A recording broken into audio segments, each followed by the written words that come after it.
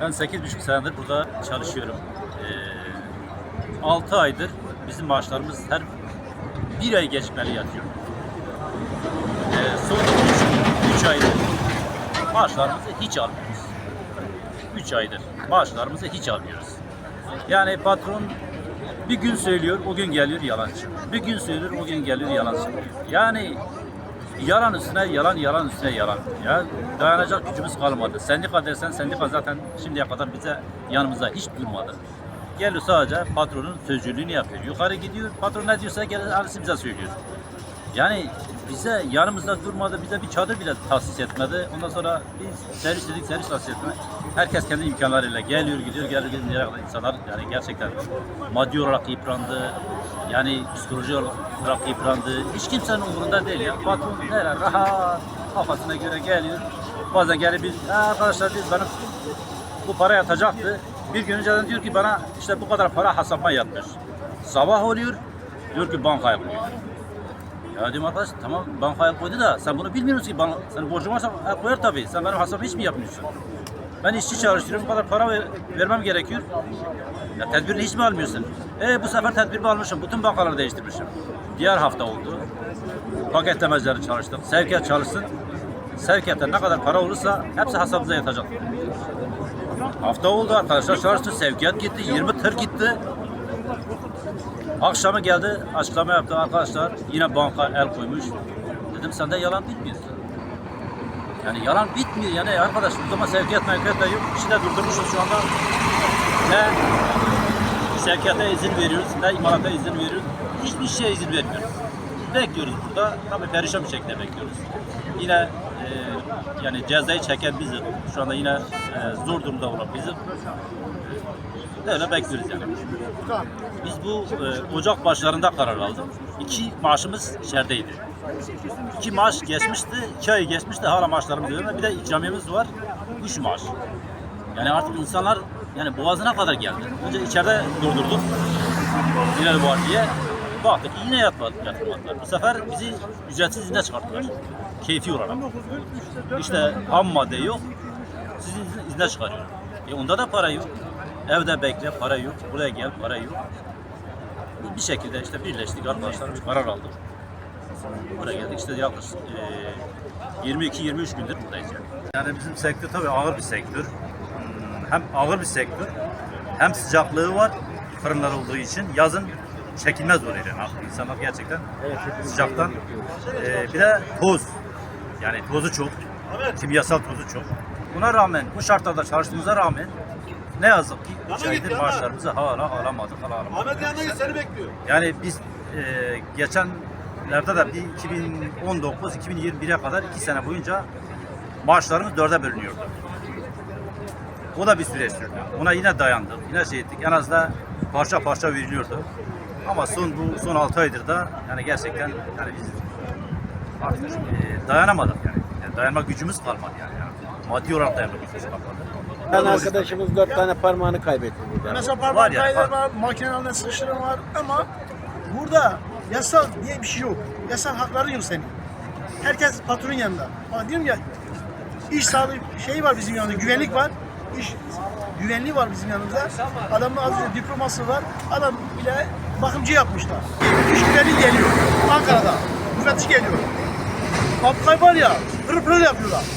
Elektrik kaçar, kumanda açı, yangın tüpleri etrafını boşaltıyorlar, merdiven yangın etrafını boşaltıyor. Kaybolduğu zaman var ya, hani tasarruf hamam. Bu da 3 vardiya çalışan bir firma yani. 3 vardiya ile çalışıyor. Burada hiçbir tane araba sırf hani bir kaza olsun diye 500-600 kişi çalışan bir yerde.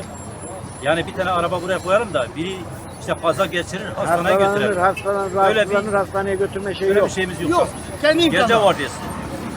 Kendi Biri imkanı. mesela diyelim hastalanıyor, tansiyonu düşüyor işte. Yani mide bulantısı oluyor. Git Yani diyor yere dışarıda düşüyor, biraz bakamıyor otur ya. kendine gelirsin diyorlar. Formayı çağırıyorsun. Bilmiyorum ya. Taşıyacak bir şey de yok. Elimizde alıyoruz arkadaşlar. Adam burada bayıldı. Dışarı çıkarıyoruz. Adam Yani- burada bayıldı, transparentin üstüne koydu götürdü. Bak transparentin üstüne. Öyle bir bak düşün, insanın sağlığı ne kadar önemli. Adam düştü, bayıldı, transparentin üstüne koydu, çetine buraya getirdiler. Arkadaşımız bayıldı yere düştü. Biz 3 arkadaş, 4 arkadaş tuttuk.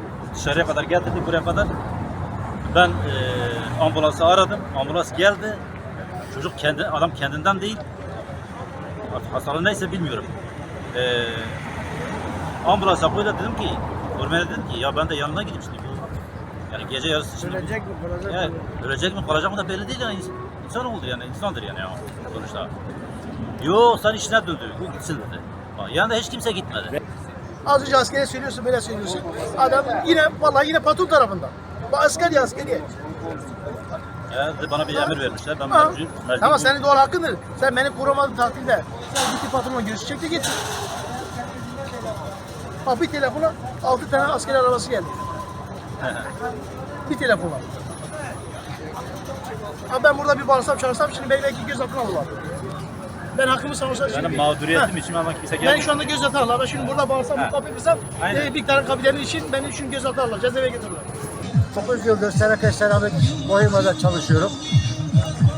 Çalışmış olduğumuz firmamız bize yani 3. aydan beri, 2024'ün 3. aydan beri mağdur ediyordu da son olarak da en son Ekim ayından beri tamamen bizi mağdur etti. 3 aydır çalışmış olduğumuz iş yerimizden maaşlarımızı alamıyoruz. Bize her seferinde verilen sözlerin tamamı havada kaldı. Hiç kimse sözünü tutmadı. Her hafta sonu maaş atacaklarını söylediler. 3 aydır bizi bu şekilde oyaladılar. Maaşlarımız yatmadı. Şu anda burada görmüş olduğunuz arkadaşların tamamı, mevcut arkadaşların tamamı, gelemeyenler de var. İmkansızlıktan dolayı gelemeyen arkadaşlarımız var. Tamamı iftiralik durumda. Evine ekmek götüremeyen, evinin kirasını ödeyemeyen, elektriği kesilen, suyu kesilen, doğalgazı kesilen mağdur olan arkadaşlarımız var. Çocuklarına bez alamayan, çocuklarına mama alamayan, çocuklarına bir paket bisküvit götüremeyen biz bu Seneka mağdurlarıyız. Maaşlarımız ödenmeyince tamamen bıçak kıtlığa dayanınca artık üretimin yapmak istesek de bile zaten ham maddeleri de getirmiyorlar. Üretim yani yapsak da bile bize para verilmediğini, bu paranın başka yerlere gittiğine kanaat getirdik. Onun için biz de arkadaşlarla beraber hep beraber bir eylem kararı aldık. Bizim sendikamız işçi sendikası değil. Bizim sendikamız işveren sendikası. Sendikamıza bizi sattı. Sendikamıza sattı. Yani yanımızda olması gereken sendikada var mı kimse burada temsilcisi? Yok. Sendika hiç bizim yanımızda olmadı. Bizim sendikamız işveren sendikası. İşçi sendikası değil. İşveren kendi kurmuş olmuş sendika. Sendika hiçbir zaman bizim yanımızda olmadı. Bugün de olmadı, o gün de olmadı. Yarın da olmayacak. Bu fabrika yaklaşık yani 18-20 yıldır bu fabrika devam ediyormuş. Bu fabrikanın %87'si yurt dışına ihracat yapıyor. 2024 yılında ihracatta Türkiye ikincisi. Burada kararlarımızı arkadaşlarla beraber topladık. Hep beraber, el gücüyle beraber omuz omuza verdik.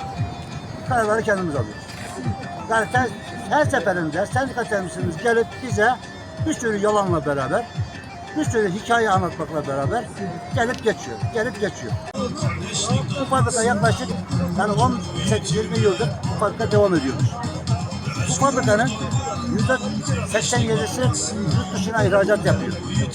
2024 yılında ihracatta Türkiye ikincisi.